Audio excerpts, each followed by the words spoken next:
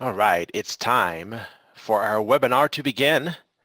And this is Kevin, and I would like to greet you and welcome you from the sunny yet very cool Albuquerque, New Mexico, out in, here in the United States for some of you who are in other countries. And what we are going to be doing is taking a look at the 5 phases of ethical hacking. And I need to give you a couple of warnings about this webinar. Number one is we really are only going to be doing an overview. As you see here, it says an overview. There's so much to learn. This is a little taste of what you would get in our certified ethical hacking class, were you to have the opportunity to take it. But even that said, there's a lot to learn. And another thing that we're going to have to warn you about is that this webinar moves very fast. And so we have a lot to cover in a little bit of time. And so we're going to be moving quickly. If you have people that you know are supposed to be in this webinar and they are not in the webinar, you might want to get them logged in as quickly as possible before we start. All right, so actually we've already started, so you might want to get them in as soon as possible. All right, so keep your eye in the chat box. We are webcasting in 2 different platforms, both GoToWebinar and Zoom simultaneously. We're going to be looking at reconnaissance scanning. We're going to be doing a lab demo, and then we're going to be doing other types of demos throughout.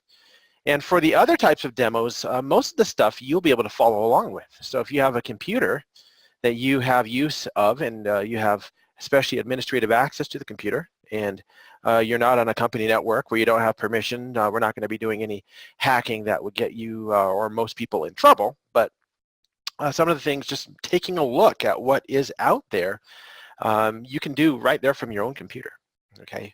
But others will be using our lab. All right, so let's get started. And this is where we kick it up to the speed of the seminar. We're going to start with a look at the state of hacking. Hacking is happening right now as we speak. There are things being stolen, data being removed and read, firewalls being breached. In 2014, 60% of small businesses had a security breach. In 2014, 81% of large organizations had a security breach.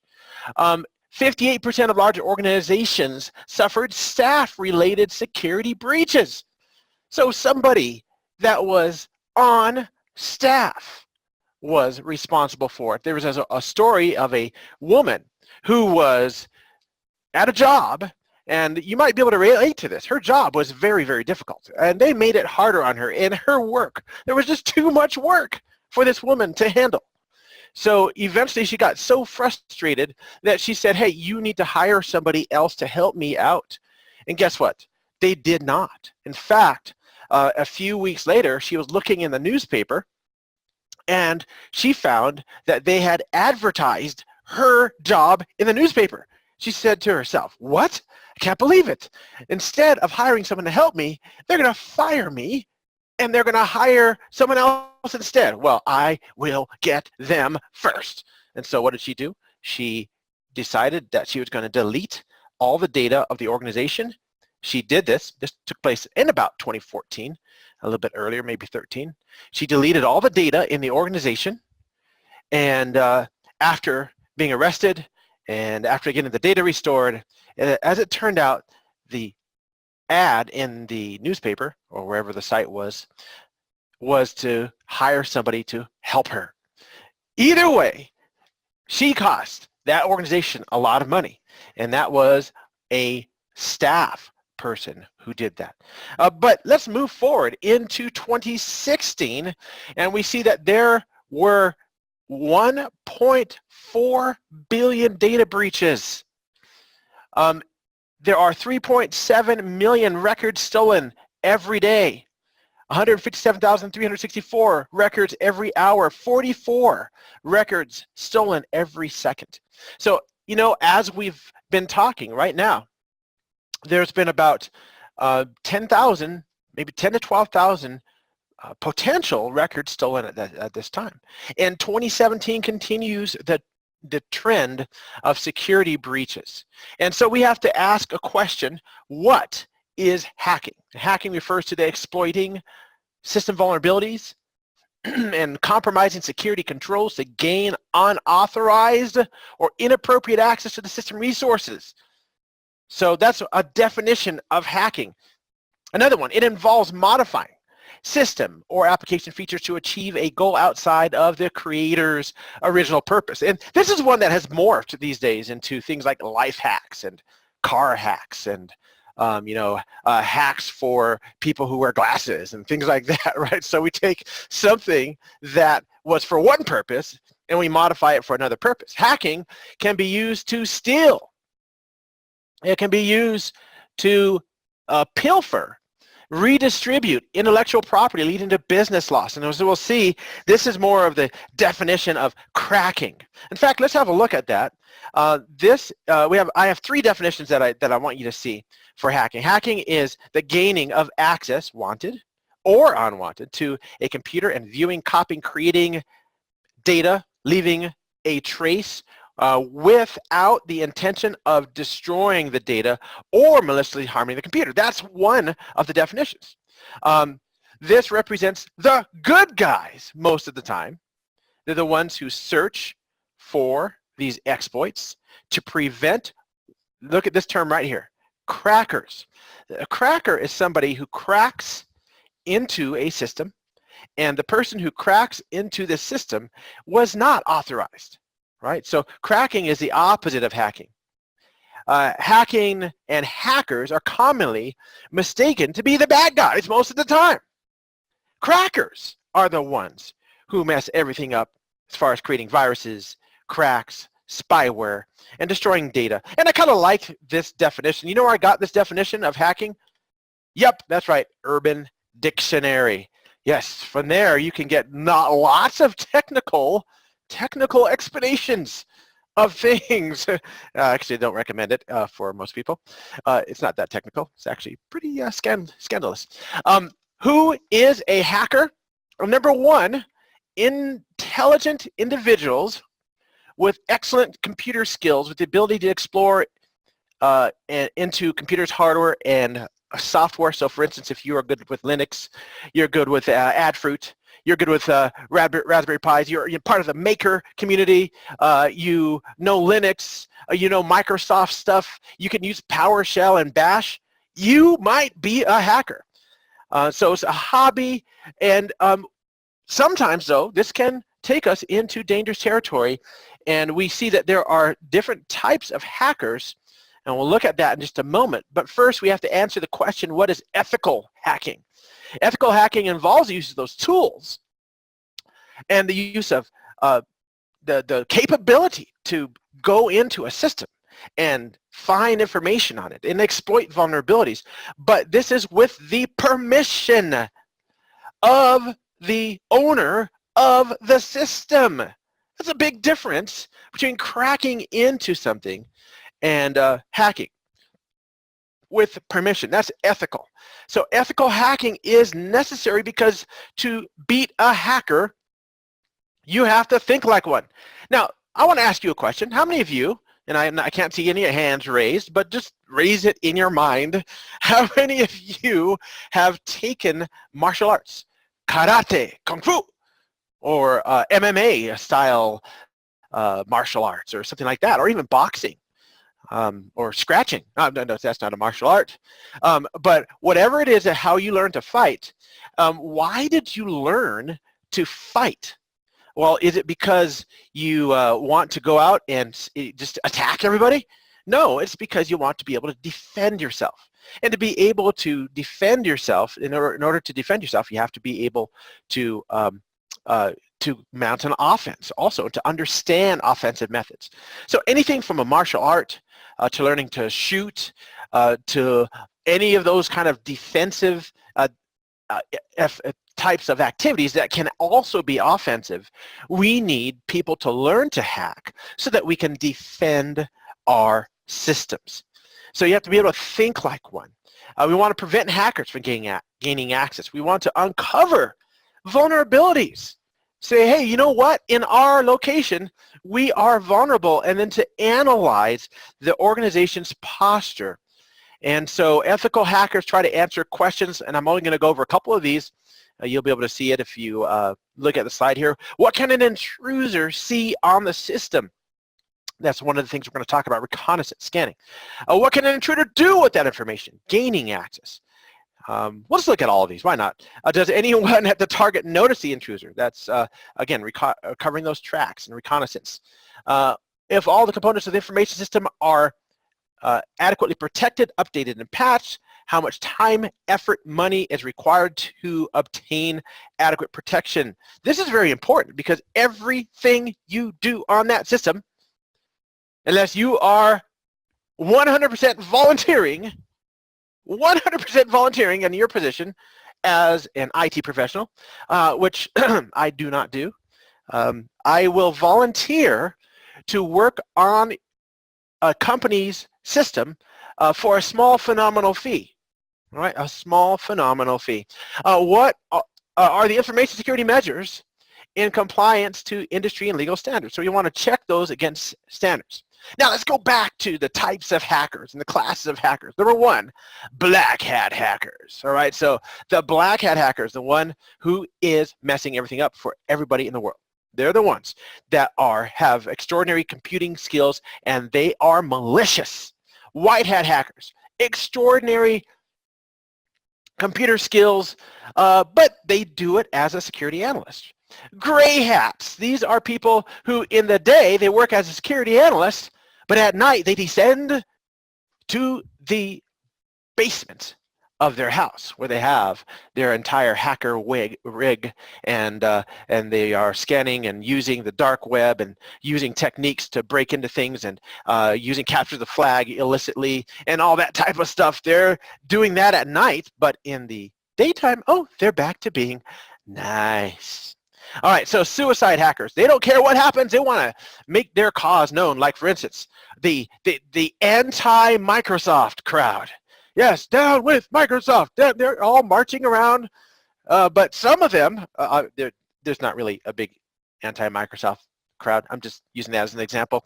But some of them will actually deface the website, put something on the website or whatever. And they don't care if they get caught. They just want you to see that they did it, right? They're script kiddies. Everybody who's listening to this webinar is a potential script kiddie. Right? Because you can go online and find tools and ways of doing things just by doing a Google search. And all of a sudden, you are a hacksaw. You are able to break into things and check things out. Or it could be your 12-year-old kid that you left home. What are they doing when they're not in school? They're being a script kiddie. Cyber terrorists, people who bring down things for the purposes of terrorizing. And by the way, if there were to be a next big war, the first salvo will likely be a cyber salvo. Cyber terrorism, cyber warfare that would take down, like, for instance, communications grids, infrastructure grids, things like that. And then after that, there'll be conventional and other types of weapons. So state-sponsored hackers are the ones who would do it, right? We have people who work for the U.S. government. We have people who work for the Chinese government. And for North Korea, who's been in the news lately, we have people working there who are trying to take down each other. It's not just that the people in Moscow try to hack the people in Washington, and the people in Washington try to hack the people in Beijing. Are you kidding? The people in Washington also hack, but a lot more friendly, hack the people in the UK, and the UK hack Washington, and we all hack each other. It's a hack fest out there. Why isn't hack fest on this list? I'm not sure. Hacktivists, somebody who wants to promote a political agenda. Now, let's talk about the first part of this. And before I talk about reconnaissance, I want to say, and I will emphasize this at the end, we need you. In the next decade and the years to come after that, one of the biggest needs in the entire planet is people like you who learn, understand, and can make use of computer security. So if you think that there is no role for you in computer security, you're wrong, because we need you. We need you to defend our networks. We need you to defend small businesses, houses, corporations, governments. And one of the first things that you'll learn to do as an ethical hacker, a certified ethical hacker, is reconnaissance. So reconnaissance, and by the way, if you look at the left here, these are the things we're going to be kind of touching on this entire webinar: reconnaissance, scanning, gaining access, maintaining access, and clearing tracks. Those are the steps of the hack. So with reconnaissance, it refers to the preparatory phase where an attacker seeks to gather information about a target prior to attack. You know, if you look at this from a military vantage point, imagine a Roman general, right? And the Visigoths are all gathered, and the Roman general with his cape flapping in the wind is on a hill, and he's looking with binoculars. Wait, I'm sorry, they didn't have binoculars. He's looking out on the field, and he can see where they're gathered. He's like, okay, what we're going to do is we're going to do a flanking maneuver, because I see that they're weak on the north flank, and so on, planning how the attack's going to happen. Knowing the enemy, maybe even sending spies into the midst of the Visigoths to see what's going on, right? Or General MacArthur, or any of the great generals of history, both on the bad side of history and the good side of history, will plan out what's going to happen. And that's what reconnaissance is. There are two different phases of reconnaissance. One is passive, where we acquire information directly without actually going to that target and interacting with them. The other one is the active phase, where we interact with that target. So an example of passive would be just going through a public search, public records. Active, we make a phone call and actually talk to that person. And part of this effort is in footprinting. And what we want to do with footprinting is collect that information. We want to know the security posture. How secure are they? What kind of measures do they lock themselves down with? We want to reduce the focus area. We're going to find there are areas that we don't know, and the rest we want to focus in on the IP addresses, the networks, the domain names, the remote access methods and protocols, and security methodologies that are being used, and then the vulnerabilities. Like, for instance, if somebody's using an unsecure protocol, well, that's a vulnerability. If someone has a port open and they don't need to have that port opened, again, that is a vulnerability. If somebody is running a version of IIS or Apache that is a vulnerable version or unpatched, again, that is a vulnerability. Then we draw a network map. We can do that, put together how that network works, and get ready to attack them. Things we collect in footprinting: the domain name, IP address, blocks, TCP, UDP ports, ACLs. ACL stands for Access Control List, for those of you. I'm going to assume that everybody in this webinar is that really hasn't been through any of this, so I'll try to define as many acronyms and terms as I can, but some of them we'll have to let go, so for the sake of time. So what are they running? Are they running any intrusion detection systems, IDSs? Are they running any intrusion prevention systems? We want to collect information from as much as we can. We have this idea of banner grabbing, getting that information from each of those systems, finding the architecture. Are you running a Intel or an AMD? Are you running a Cisco router, or are you running some other type of router? Try to get passwords, information about the organization, employees, location, background. You get as much as you can. Footprint. You get the entire footprint, the outline of what this organization is all about. So the first thing you do is you go through search engines, Google hacking. We'll look at some of that. Website footprinting, email footprinting. You can run a whois on a system. Like for instance, let's see. Let's just jump out real quick, and I'm going to jump out of the slideshow. And this is something you can follow along with. If I can actually make the slideshow stop. Hey, it stopped. What do you know? All right, so now what we're going to do is we're just going to go out to Google, right? And we're going to do a who is. Who is, and then we could give it a domain. Like for instance, let's find who is micro. No, we won't do micro. We'll do something that I know. What about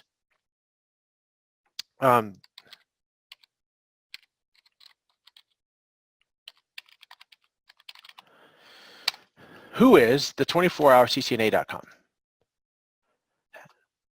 I think that'll be pretty. Oh, look at that!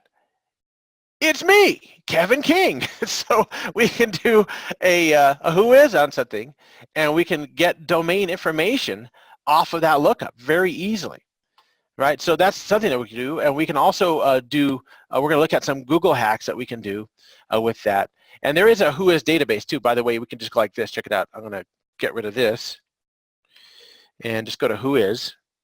And we're going to look at ICANN who is. ICANN is where internet names are all registered, right? So I can actually enter that domain right here into ICANN. Yes, I can enter that name there and do the 24hourccna.com. And there's disclaimers, etc. Ad infinitum. And oh, I have to do the CAPTCHA text. This will prove that I am not a computer. What I find is that sometimes I can't prove that I'm not a computer. I typed it in wrong, so apparently I'm a computer. I have to be careful of that, right? So let me see if I can. Let me. I think I can read that. PACI. I think that's Pacific. And then 1, 3, 4, 5. Hopefully I will not be a computer this time. All right, so, oh, by the way, see this right here? This little thing that says Pacific, I think? That is a little piece of a book or a newspaper from way back when, and they're using me to help digitize it, using all of us, one digitization at a time. And it's telling me, let me make sure I type this in right, 24. Oh, yeah, that looks correct. So maybe I'm getting this CAPTCHA. You know what, I might be a machine. I might want to rise up and take over the planet as that type of machine. Maybe if I stop talking and do it, that'll help. Yeah, okay, that looks good. I think I can see that.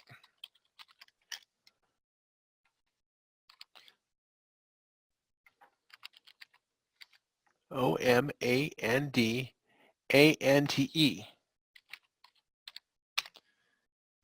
It's not letting me do it. Oh, rate limit. So that's what's happening. It's not that I'm not a computer, that I'm not a human. It's that they ran into a rate limit. So what we're going to do is we're going to. That's really weird that ICANN has a rate limit. So let's go back over to here. Don't want to spend too much time on this because there's so many other things we're going to do. All right. And so here's a who was lookup over here. Let's try it one more time. I just want to try it one more time just so you can see what type of data that you get. And this one will work a lot better. There we go. That's what I was looking for. See? I told you it worked. All right. So here is the domain. Here is where it came from, where it was registered.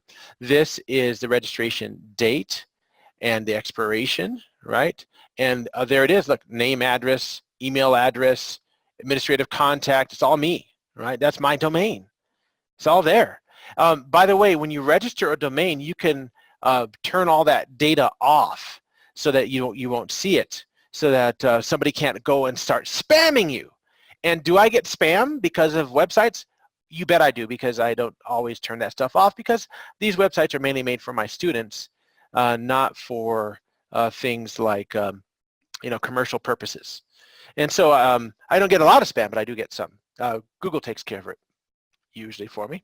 And so, yeah, like I was saying, who is footprinting? You can find information from there. DNS, network footprinting, footprinting through social engineering. Hi, my name is Kevin King, and I'm with the Reconnaissance group, and we're taking a survey. And what we want to ask is the following questions. And you ask questions about what school they went to, what their mother's maiden name was, things like that. And then you go and you crack into their email by answering those security questions. Yeah, don't do that. It's not legal. Footprinting through search engines. So you can go into search engines, find information about accounts, about people. You can go to public websites, restricted websites. You can see what restricted URLs there are. You can search externally and find out with restricted URLs. So you can see which URLs are not actually showing on the internet, but they're actually there. And then they can get information about the organization that way. You can, all right, so finding operating systems is very important. Getting location information from Google Earth, Google Maps, Bing, all those have ways to get information. And then we have social engineering. One of the things that I've found very, very helpful is something that, I don't know, you might want to try doing it or not. I don't know if you have to have a certain personality to do this, but whenever a new employee comes on board, I don't know, do you do this? I don't know, I do it. A new employee is coming on board, or I meet somebody new. One of the first things I do is I comb social media to see, hey, what is it about this person? What's going on with this person?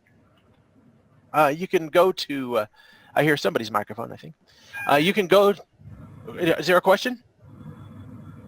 I hear a microphone. Danish, is that you?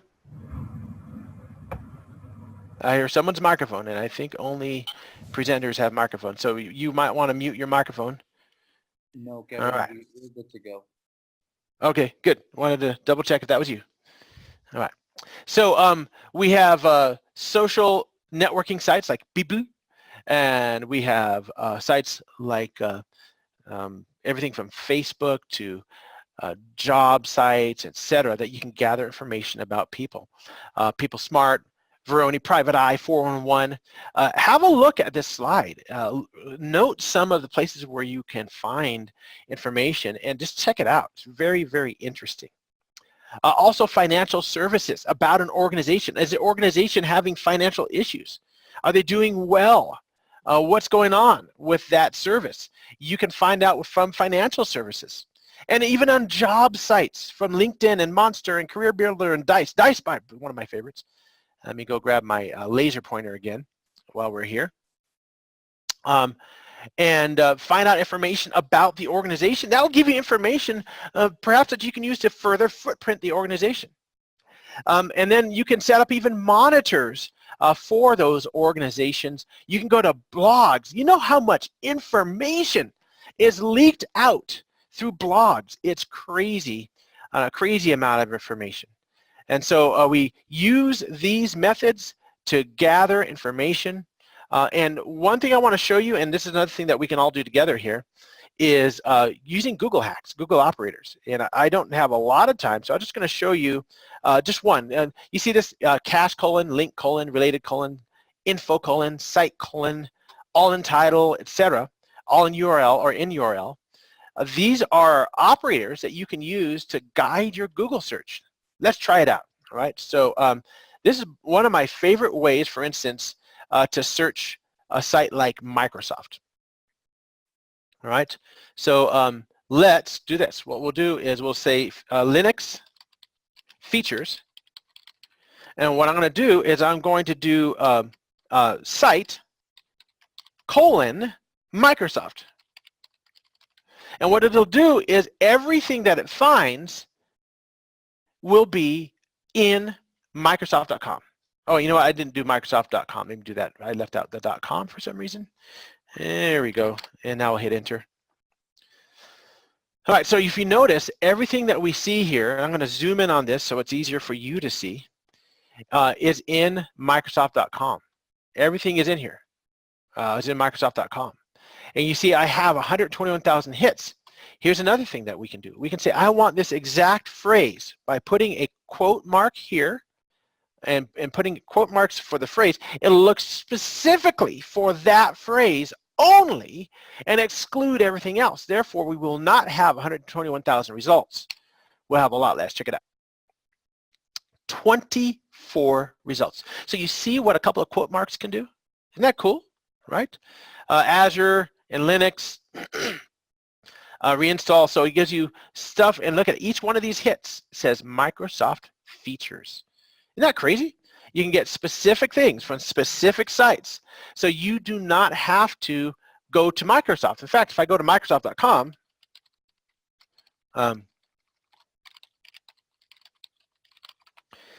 you'll find that it is much more difficult to search within the site than it is to do a Google hack and search the site. And I'm not going to actually search it. You can try it yourself. Try searching for Linux features in the Microsoft site, and you'll find that it's much easier to search from Google than it is to search from Microsoft. Same with Cisco. Same with almost any website. You can use any of these advanced operators and use that to gain information about the site that you're looking for. Social engineering, Twitter, Pinterest. You'd be shocked what you could find out about a company or a person. Go back to their MySpace account. Crazy. Some of that stuff is still out there, and if you have trouble with that, you can always go back to the Wayback Machine and find out more from there. So what a hacker gets is contact information, friends, identity of family members, interests, and activities. And then what users do is they keep on updating that by joining groups and updating their profiles and chatting. Organizations use surveys and promote products and so on, and a hacker can get that information of the type of business and social engineering and product profile from the organization. So whether it's people or organizations, the information keeps piling up. There's so much out there. Excuse me. And then website footprinting, you can go and either use Google Hacks to website footprint, or you can use in-browser tools like Firebug. I'm just going to show you Firebug real quick. We don't have a whole lot of time to get deep into it, but I wanted to show that to you. And this is something, if you're using Google Chrome, just go to Google and type in, and also it's on Firefox too. You can type in Firebug for Chrome, right? Find it, allow it, and then when you go to a site, so let's go to a site like Hack This Site, and in hackthisSite.org, there it is. And so let's hack. So I'm going to click on the Firebug button here, and as you can see, I get information about all the different parts of this site, all the code in the site. So for instance, if there's document information or form information, or if there are stored clear text passwords, I'll be able to find some of those by drilling in to the site, looking at the HTML that's on the site, for instance, looking at the body of the HTML that's in the site, looking for specific tags that tell me information about the organization. So Firebug is a very good way to go in and grab information about a site. You do it from Firefox, you can do it with Chrome, and grab information about it. Another way that you can grab information about it is to just do an F12.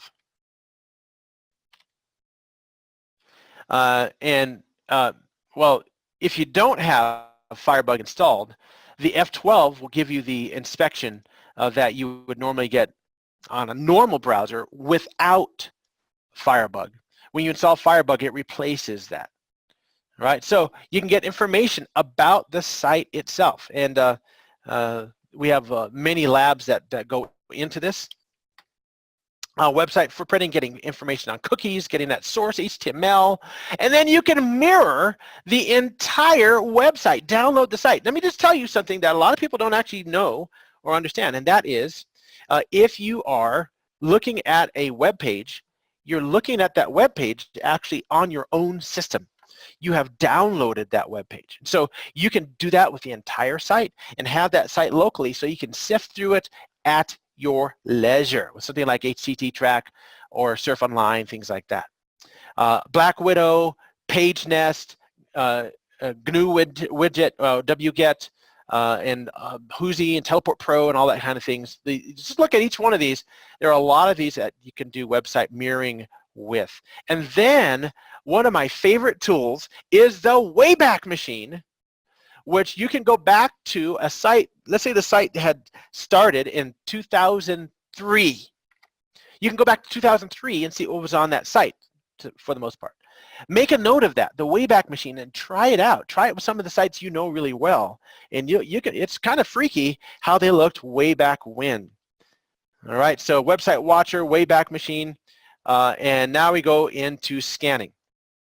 And so what we're going to do then is we're going to spend, before we get too deep into the next slide deck, let's try some of this stuff out. All right, so my lab has been closed, so what we'll do is we're going to relaunch this. With the Certified Ethical Hacker certification, we have the ability to run labs, and these labs are totally cool. And what we're going to run in this one is we're going to run the sniffing lab. This is one of the labs that you get access to if you have Certified Ethical Hacker. And it has a platform that is quite amazing.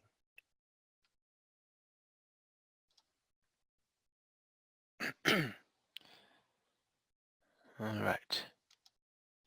And it gives you, you'll see that you have access to multiple systems. I just want to run through very quickly how we do a little bit of sniffing, and then we'll look at the slide deck just so we don't run out of time before you see this lab and the environment. It's actually just way cool. I really think that it's been put together marvelously. Some of you may have seen the platform that this is on, and this has been specifically put together for the EC-Council Certified Ethical Hacker, and a lot of our other courses run on this background lab platform. And it allows us to be able to put together our labs in the way we want, isolate them so that they're not interfering with any other systems, makes it work amazingly. And while that's up and running, while that's getting up and running, what I'm going to do is I'm going to just tell you a little bit about what we're going to be doing in scanning. And let me go back here. Yeah, here we go. In scanning, we're going to be sniffing. What sniffing is looking at the frames, the traffic that gives you information as to what's going on with that, with the data that's being exchanged.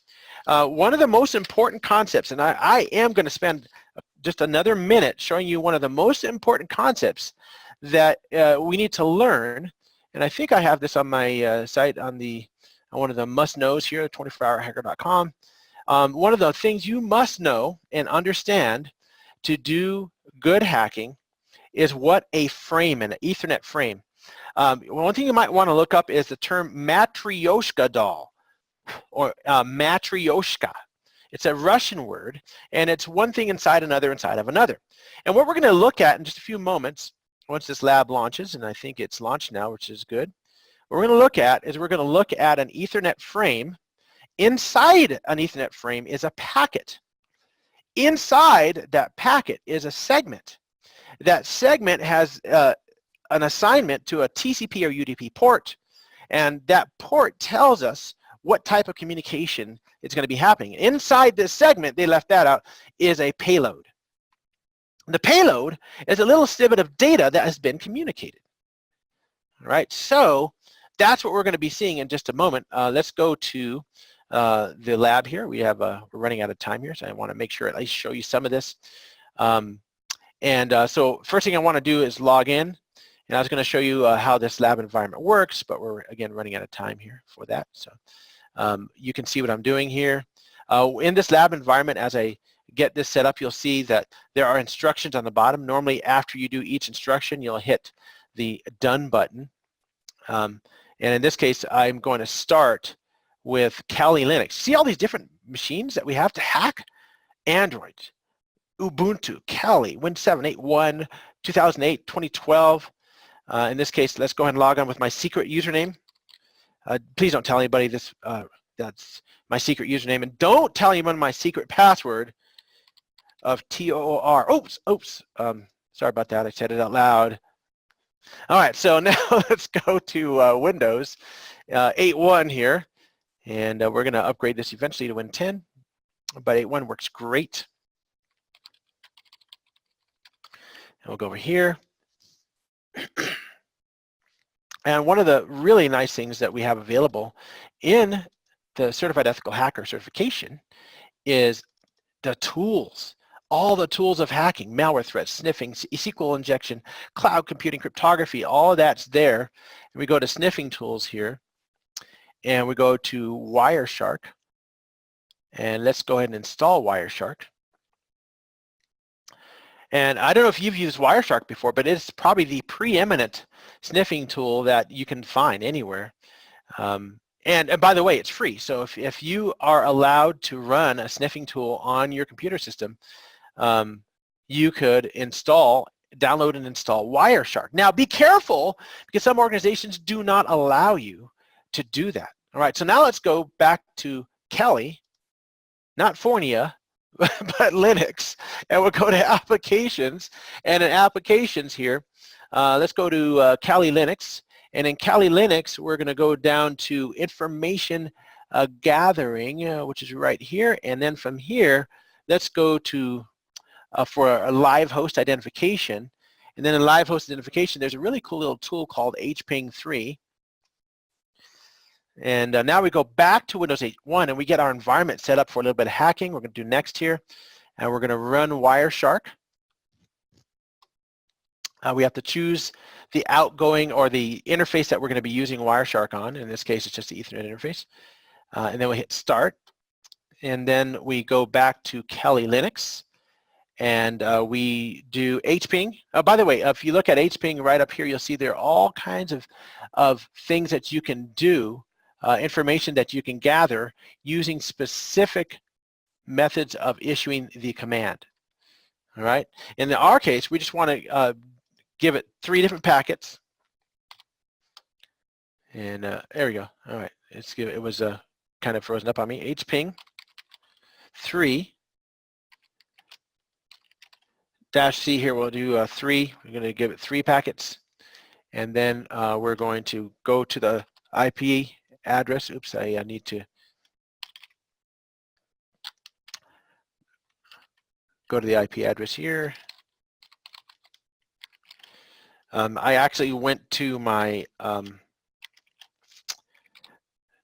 numeric keypad, and that doesn't work on this part of the lab, so I had to crash out of there. And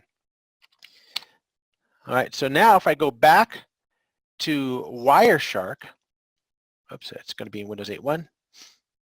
I can see that those packets came through. I can stop. I can take any one of these frames. I can expand it, and so on. All right, but we're out of time. We're out of time. So my point is, with all of this, is that we need you.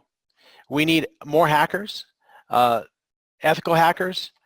The rise is due to the fact that we have so much going on in our networks by nefarious people who are bent on world domination, really, or at least hurting us or harming us in some way. If you want more information about this, what I'd like you to do is contact enterprise at ec-council.org. It's enterprise at ec-council.org. And you go through far more than the 5 phases of ethical hacking when you do that. So Dinesh, you have any words to say?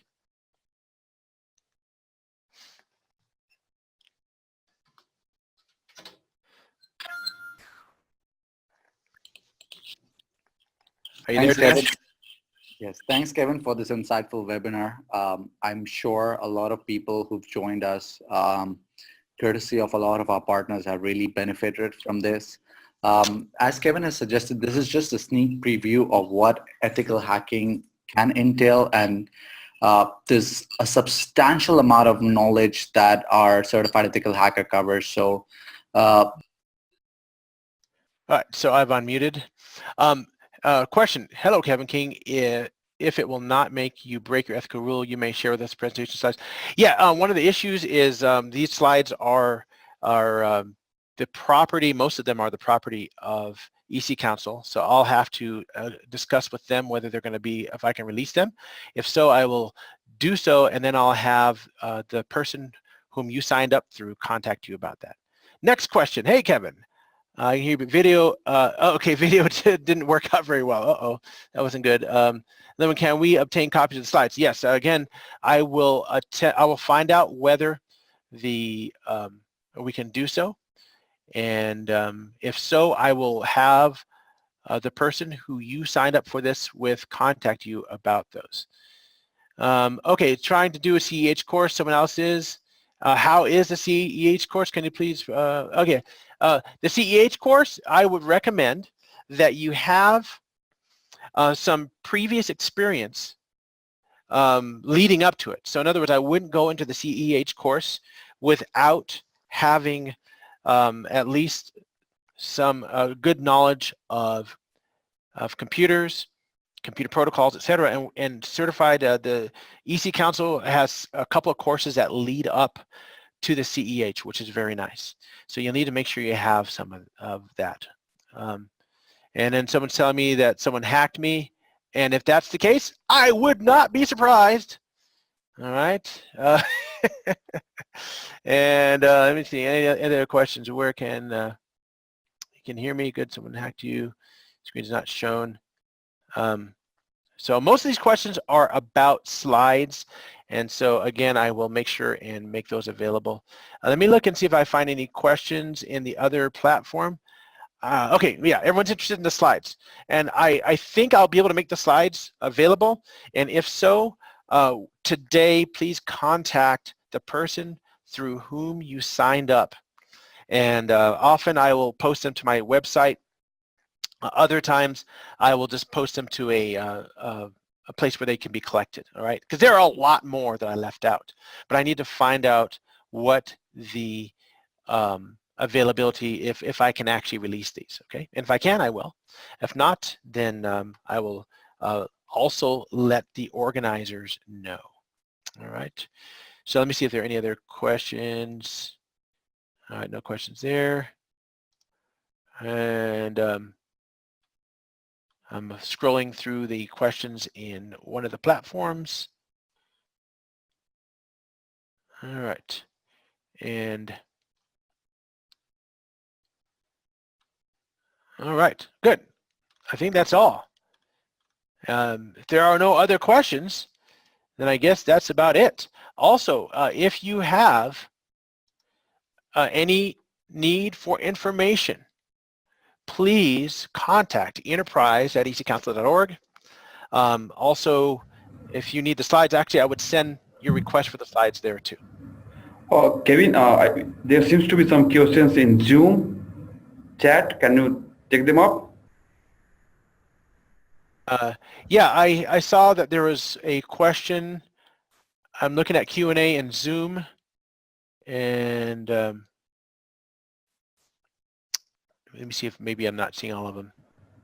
It's not Q&A section. It is in the chat section. All right. Let me go over here and go to the chat section. By the way, this is my first experience with Zoom, so I'm finding it. Poll, share, start, annotate. Chat, there it is. Found it. Thank you. All right, let's have a look here. I'm showing the class. I was showing this class being actively hacked. Not surprised. Yes, and we will have defended it. Thank you for the students that defended the class. What distros besides Kali for penetration testing? You know, first of all, I want to mention we have a product that that we have that actually contains a distro of Kali, and it's called the Storm, And the Storm actually has if you go on our website, you'll find it, has a modified version of Kelly. So that's something to look at. And also others that I have heard of or used, mainly I've used Kelly, but there's Pen2 Linux, which is actually pretty cool. And another one that I've heard heard of but not really used is Kane. One that there are several distros of Linux that have the word black in front of them. Like for instance, I believe one is called Black Arch. If you're familiar with the Arch distro of Linux, I've used Arch. There's Black Arch, and there are other black versions of Linux that are available. So I've used that before, but really my main tool has been Kali Linux for most of the work that I've done. The next is, what does it make sense for a software developer without the security experience? Yes, absolutely it does, and here's why. The reason why a software developer is a potentially great hacker is because you are not just a script kiddie. When in the Certified Ethical Hacker, we teach you how to use a huge number of tools. Virtually all of these tools, especially because they're on a Linux platform, are scriptable. And being scriptable means that you can take that tool and write specific handlers, specific code to make that tool use the way you want. Also, a true hacker and penetration tester can write their own tools, right? To define a protocol that has a specific set of characteristics. And you need to be able to do something with that protocol. Well, can I go and grab a programming language and write a tool around that protocol? Well, if I can, then I have the true level of knowledge of a good hacker, a good defender. And so, yes, if you are a developer, programmer, then you have another one of the great items needed to be a good hacker. If you are a network engineer and not a programmer, then you need to get the programming skills. If you're a programmer and not a network engineer, then you end up needing to get the network engineering skills. So either way, though, it is good to be a developer. Is information gathering time consuming? It seems like you have to gather packets, information, who is. Yes, yes, it is time consuming. So for that's Israel. Yes, it is time consuming. It takes a lot of time, and you have to, you know, you look at the way things look in movies in terms of hacking, it's not like that at all. It takes sometimes days or weeks, or in some hacks are actually run for months to years, gathering that data, and then at that last moment, you know, getting in and grabbing that data. What kind of programming skills can be used? You know, as long as you have programming skills, what happens is even if you do object-oriented programming, it's really going to be the procedural and scripting side of things that you're going to end up using most of all. So you're not going to necessarily be writing GUIs or anything like that. Mainly procedural and scripting level programming. Although you can make entire apps if you want. So knowing how to do everything from sorting data, parsing algorithms, looping behaviors, things like that are very important. Well, just the basics of programming, knowing them well, can do very well to get you to scripting, which is where you really begin with hacking. Other questions? Am I missing anything? Let's see, sensibility, recommend Kelly. Yeah, so what kind of, see if I can find, I thought I saw another one pop up, but I guess I don't see it. All right. Any special resources we can review? And let's see, I'm getting some, I think someone has a speaker on. All right. So I guess I'm trying to think of where some of the best resources are. Start with just a regular Google search on ethical hacking. Go send information to enterprise@ec-council.org and they give you information on what we do here at EC-Council. There are other places that you can get information online, etc. And there's a huge amount. And what I'll do is I'll get the organizers to forward me any questions like this with your name on it, because that Amando, you send that question. So if you can make sure that, I'm going to try to make sure and get your email address. And if you have questions that I can address in a longer explanation, because I would like to give you specific resources, but there are so many on my head and we're already out of time. So please send information. If I didn't answer your question thoroughly enough, contact them at Enterprise and they'll forward it to me, and I'll contact you personally, okay? As long as you're to become an ethical hacker, learn programming specific language, use it for I would take from all right, so what I would want to do, Israel, is in terms of the length of the journey, is take from someone who doesn't know much about programming or hacking. Depending on your level of regular computing, networking, etc., it could take anywhere from a year to 5 years to get what you need to start doing this. But like I said, I'm hoping to be able to answer some of these questions, emailing you guys back personally if I can get these questions forwarded to me. All right, so all right, do we have time for more questions, or?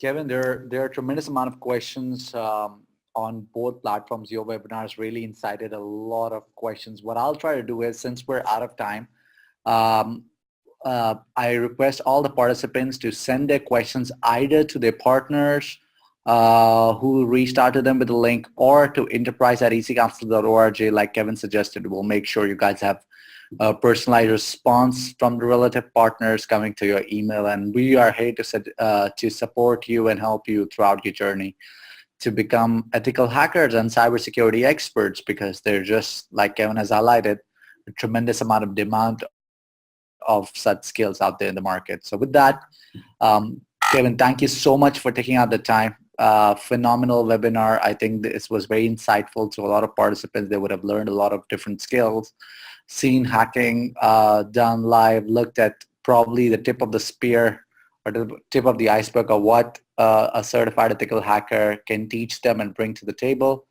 And we look forward to welcoming the participants in our classes, which our partners are conducting on regular intervals. So with that, I thank you everyone for your time. Any questions, please once again reach out to the partners or write to us at enterprise@ec-council.org, and we'll be able to supply you with probably the slides, the recording, the resources that you've requested. EC-Council has a tremendous mountain of resources on these topics, of course, which we can more likely share with you on this topic. So with that, thank you so much for your time. Have a great day, and see you guys soon in our classes. Take care. Bye-bye.